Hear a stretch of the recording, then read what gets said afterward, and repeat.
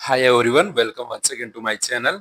तो finally NEET 2025 का result out हो चुका है और जिन बच्चों का सिलेक्शन हो रहा है उनको मेरी तरफ से ढेरों शुभकामनाएं। और जिन बच्चों का कुछ कारणवश वो बॉर्डर लाइन पे है या तो उनका सिलेक्शन नहीं हो पाया है क्योंकि कुछ बहुत सारी गलतियां होती है उसकी वजह से सिलेक्शन नहीं हो पा रहा, तो आपको हताश होने की जरूरत नहीं है। इस समय माहौल थोड़ा ऐसा ही है कि सेलिब्रेशन चल रहा है तो हमें डिप्रेशन आना भी स्टार्ट हो जाता है और खुद से बहुत सारे क्वेश्चन करना स्टार्ट कर देते हैं या कुछ जोश जोश के अंदर हम कुछ गलत स्टेप भी उठा लेते हैं। तो ये चीजें अभी आप भी बिल्कुल ब्लाइंडली मत सोचिए। आपका रिजल्ट आ गया, बस आपको पता लगा कि हमारा नहीं हो रहा है, हमारा हो रहा है, तो अच्छी बात है कि जिनका हो रहा है। पर जिनका नहीं हो रहा उनको इतना डिप्रेस भी नहीं होना है कि लाइफ में ऐसा नहीं कि आपका सिर्फ एमबीबीएस ही है। आपको मेरी बातें ऐसी लग रही होंगी कि मैं खुद एमबीबीएस में आके मैं ये बातें आपको बोल रहा हूँ। मुझे पता है कि यार ये होता है कि अब हमारे हमारे है ना दिमाग में इतना कोचिंग वाले इतना वो भर देते हैं ना कि हमारा एमबीबीएस के अलावा किसी कहीं जाने का मन ही नहीं करता। हम सोचते हैं कि इसके अलावा कोई करियर ऑप्शन ही नहीं है। मैं मानता हूँ यार कि बहुत सारे, अगर आप अदर ऑप्शन में जाते हो तो बहुत सारा टाइम भी लगता है, टाइम तो इसमें भी लगता है, ऐसा नहीं है। बट हमारे क्या है कि दिमाग में वही सब चीजें भर दी जाती हैं कि ये करियर ऑप्शन है। मैंने बहुत सारे ऐसे ऐसे चीजें, ऐसे ऐसे बच्चे भी देखे हैं, मेरे साथ वाले मेरे फ्रेंड भी, और कुछ ऐसे लोग भी देखे हैं मैंने कि जो एमबीबीएस न करके कहीं और अदर बीएससी करके एमएससी करके उन्होंने बहुत सारे कहीं पीएचडी कर ली और वो एमबीबीएस वालों बच्चों को भी पढ़ा रहे हैं यार। सोचो, मतलब एमबीबीएस वालों बच्चों को वो वाले सेक्टर में जाके बीएससी करके एमएससी करके पीएचडी वगैरह करके एमबीबीएस वाले स्टूडेंट्स को पढ़ाते हैं। तो ऐसा नहीं कि आपकी लाइफ नहीं है। और अब ये जान लेते हैं कि आप सेफ जोन में कितने हैं। कुछ बच्चों का डाउट भी है कि हमारी कट ऑफ कितनी जाने वाली है, तो मैंने लास्ट ईयर का कंपेयर करके मैं ये चीजें डेटा दे रहा हूँ और ये ऑल इंडिया की है, स्टेट वाइज वेरी करती है। स्टेट की बहुत सारी स्टेट ऐसे होते हैं उनमें बहुत कट ऑफ कम भी जाती है। तो मेरी जो बता प्रेडिक्ट किया है मैंने, जो ऑल इंडिया की काउंसलिंग की प्रेडिक्ट किया है, जो लास्ट ईयर रही थी, लास्ट राउंड में कितनी कट ऑफ पे मिली थी कॉलेज। ठीक है, तो आप तो देख सकते हैं इस पे। तो अनरिजर्व कैटेगरी है, लास्ट ईयर उसकी जो रैंक गई थी 25,220 पे गई थी। मैं मार्क्स नहीं बता रहा क्योंकि मार्क्स का वेरी करता है हर साल, क्योंकि इस साल पेपर टफ आया था तो मार्क्स ऑलरेडी डाउन हो चुके हैं। और रैंक से डिसाइड होता है कि रैंक कितनी आ रही है, उससे आपका सिलेक्शन डिसाइड होता है। तो अनरिजर्व कैटेगरी लास्ट ईयर थी 25,220, इससे मोटा मोटा आइडिया आप ले सकते हैं कि कितना।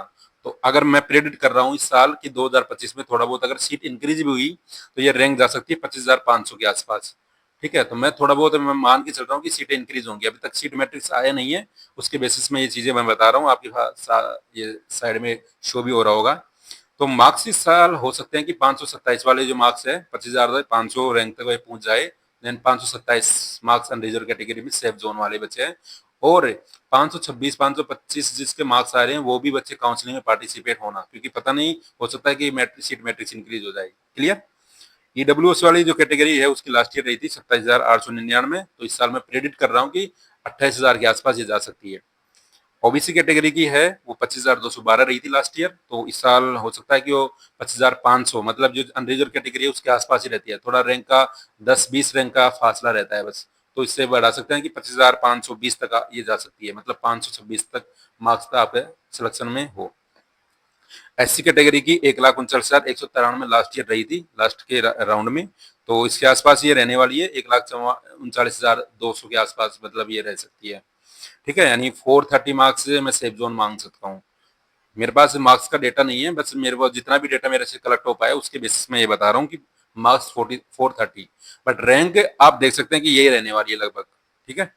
एसटी कैटेगरी की 1,68,888, तो इस साल थोड़ा बहुत अगर इंक्रीज करें तो अपन 1,69,000 रह सकती है, मतलब मार्क्स 400 के आसपास आप सेफ जोन वाले बच्चे हैं, आपको काउंसलिंग में पार्टिसिपेट होना चाहिए।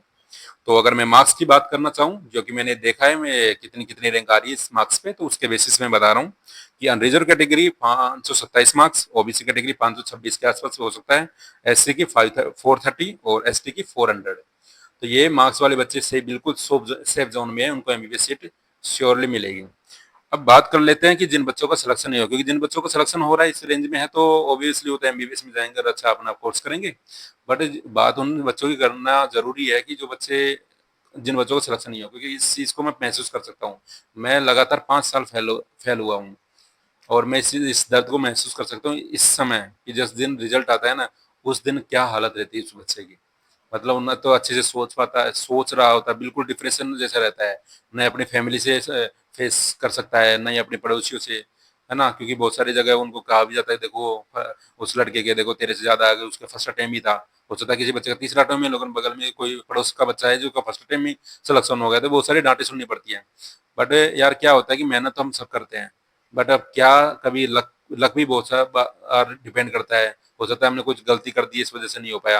अब देखिए सीट तो इतनी है ना, ओबीसी कैटेगरी में 25,000 रैंक तक होती है, तो मतलब उतनी तक ही होगी। अब आप चाहे कितना ही स्कोर कर लो, ठीक है ना?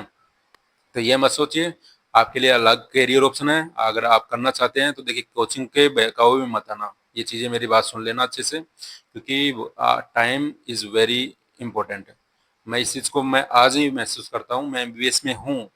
आप ये सोच रहे हो कि आप एमबीबीएस में पहुँचने के बाद ये ज्ञान दे रहे हो, कि आपने क्यों नहीं सोचा कि मैं 6 साल ड्रॉपर हूँ, तो 6 साल तक तो मेरी तैयारी हो गई, तो मैं दूसरा करियर ऑप्शन चूज़ कर लूँ। मैं इस चीज़ को महसूस अब कर पा रहा हूँ, क्योंकि उस माहौल में मुझे आज तक महसूस नहीं हो पाया कि मुझे 5 साल हो गई। मतलब उस चीज़ को मेरे दिमाग में कभी असर ही नहीं हुआ मुझे कि मैं 5 साल हो गए। लेकिन आज मैं इस चीज़ को महसूस कर पा रहा हूँ कि कितना वेस्ट कर दिया मैंने इस टाइम को। मैं सही बताऊँ तो आज मैं एमबीबीएस करने के बाद, एमबीबीएस में आने के बाद ही मैं खुश नहीं हूँ।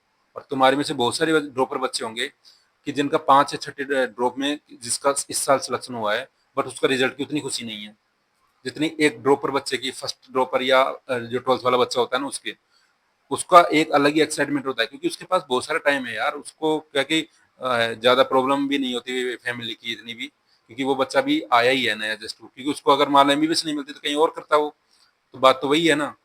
बट अपनी अगर 5-6 साल चली जाती है, तो एक हम इस एज में लगभग 24-25 साल के तो हो भी जाते हैं, तो फैमिली की रिस्पॉन्सिबिलिटी बढ़ जाती है। तो मैं इस चीज़ को समझ सकता हूँ, ठीक है? तो जो भी करो आप सोच समझ के अपने स्टेप बढ़ाओ।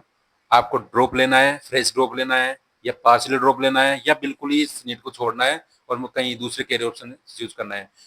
करियर ऑप्शंस की अगर मैं बात बताऊं, जो कि अगर आपका अच्छा स्कोर है, ये 500 के आसपास है, तो आपको बीडीएस अच्छी कॉलेज मिल सकती है, बीएमएस की भी अच्छी कॉलेज, टॉप लेवल की कॉलेज मिल सकती है, बीयूएमएस, बीएसएमएस, बीएचएमएस, इस टाइप की कॉलेज मिल सकती है। अगर आप ऐसा करना चाहते हो, वेटरनरी कॉलेज भी है, ये भी इससे मिल सकती है।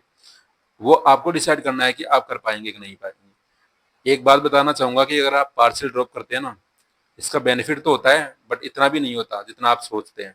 मैं इस चीज़ को समझ सकता हूँ, क्योंकि मैं बीएमएस के साथ मैंने ड्रॉप दिया था और 3 साल तक लगातार दिया था। 2021 में मेरा सिलेक्शन हुआ था, 2022, 23 और 24 में मेरा एमबीबीएस से सिलेक्शन हुआ था। तो 3 साल तक मैंने लगातार पार्शियल ड्रॉप दिया था।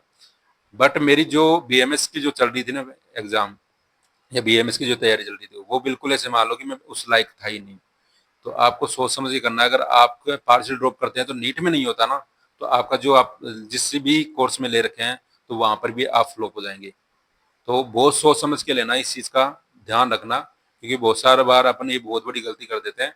इसके रिगार्डिंग मैं और भी डिटेल वीडियोस लेकर आऊंगा। अगर आपकी रिक्वायरमेंट है, आप जानना चाहते हैं कि इस कोई भी अगर सेक्टर की, अगर बीएमएस में जाना चाहते हैं, बीडीएस में जाना चाहते हैं, क्या कट ऑफ रहने वाली है, इसके रिगार्डिंग अगर आप जानना चाहते हैं तो मुझे कमेंट में बताना। वीडियो ऑलरेडी थोड़ा लंबा हो चुका है, इसलिए मैं वीडियो को इसी समय स्टॉप कर रहा हूँ। बाकी बिल्कुल भी हताश नहीं होना यार, आपकी लाइफ है, आप डिसाइड करो कैसे करना है, हम सिर्फ गाइड कर सकते हैं। ठीक है, तो बाय बाय, टेक केयर।